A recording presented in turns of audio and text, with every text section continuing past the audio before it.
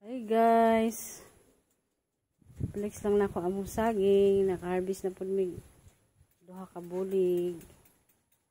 Ang dagko ara ba niya guys? Dugay-dugay pud mi wala ka harvest og saging, mga duha ka semana mi wala ka harvest og hardaba. Karon na namin na harvest.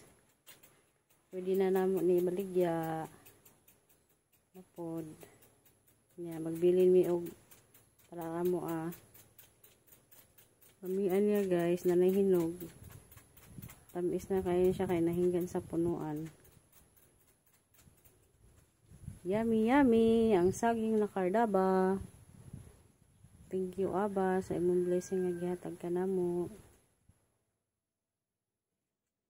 Kasi nay gustong mo palit diha, PM lang mo nako.